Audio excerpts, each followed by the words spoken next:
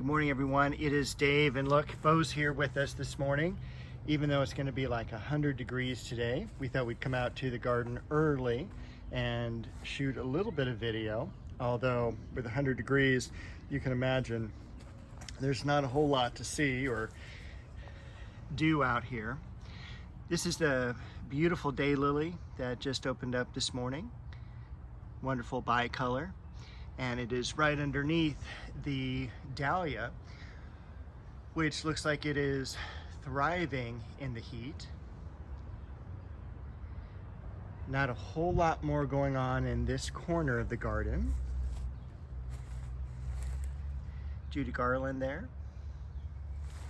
And the scaviola, which seems that it's in every video because it is just outstanding.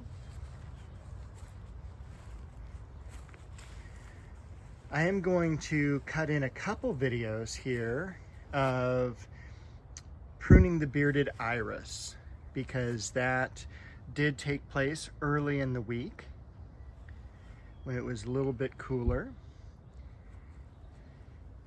And take a look also at this lily. Didn't I tell you it was going to be outstanding?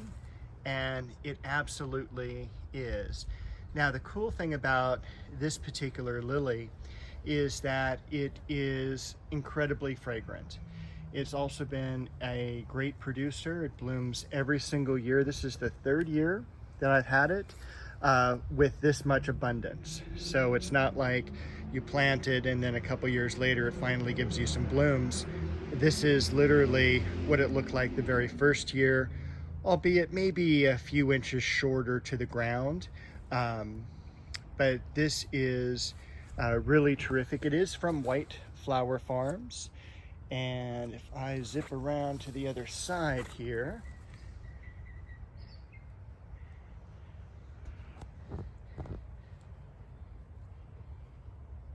we can also see Bo in the picture.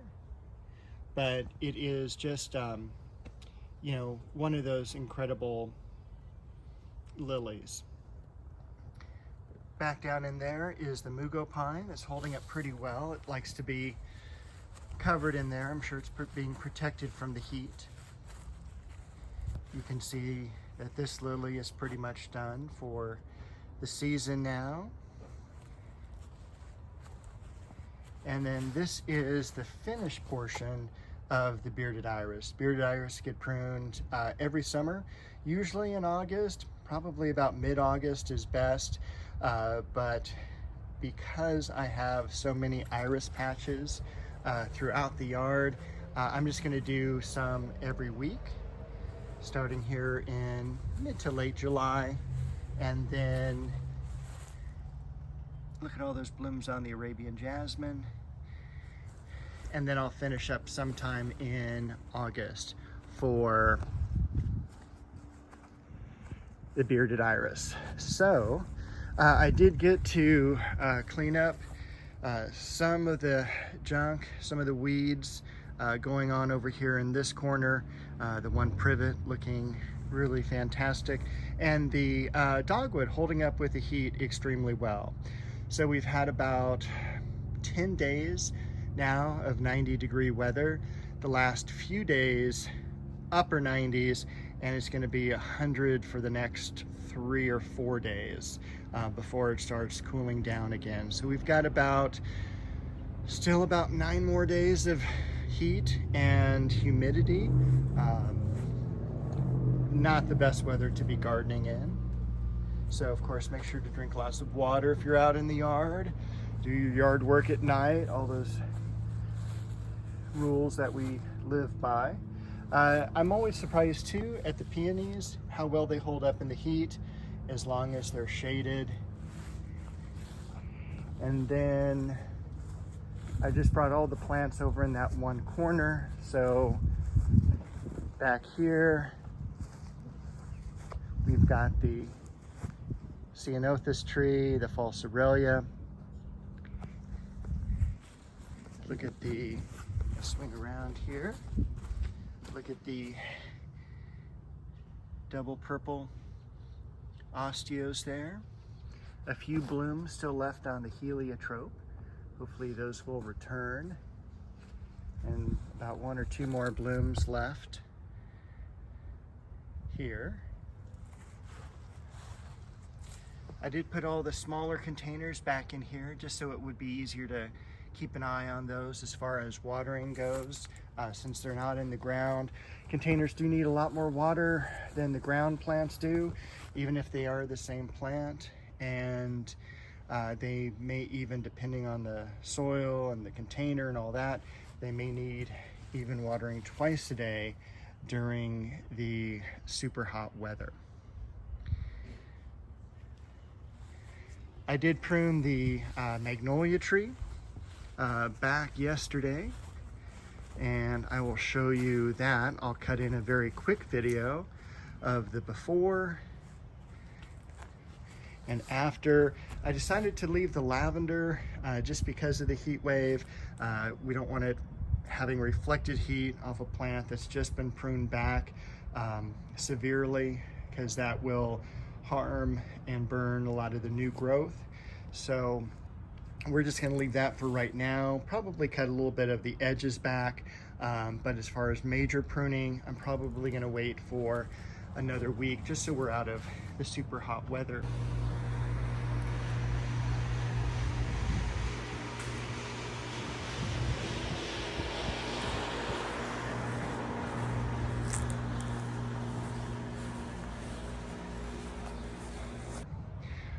The umbrella's up, so I can't give you a really good view yet.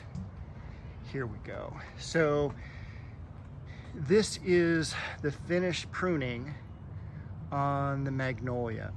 So we had a lot of rain this winter, huge amount of growth, big flush of growth, and it had not been pruned back.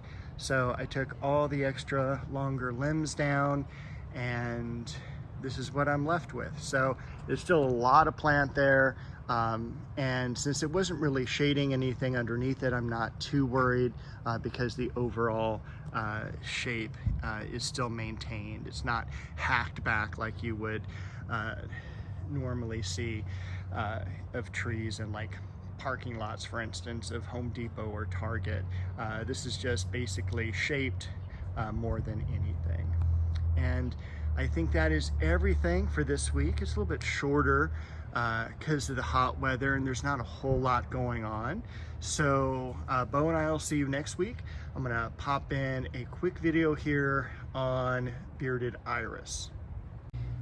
Hey, I gotta go cut the bearded iris. Do you wanna come help me? No? No? Okay. All right, so it looks like we're gonna be alone in cleaning up this bearded iris patch. I'm going to go ahead and prune up against the bricks, and then I'm going to remove that viola plant, cut back all the bearded iris, and I will be back in just a moment to show you my finished work. All right, and 25 minutes later, this is what it looks like. Again, you can kind of see how most of these are right about 4 or 5 inches in height. Everything's been cut back. All the weeds have been removed, all the foliage has been removed. It is the time of year where whiteflies can infest the bearded iris, and you want to make sure to get rid of all the extra foliage. You don't want to use that for mulch or anything like that laying around. If you compost it, that's fine, but just don't leave it in the flower beds. And that is all the care that really is needed for bearded iris. They're one of the easiest plants to grow in the garden, and they really kind of grow in all zones that I've seen. So they're definitely a great plant to add to the garden.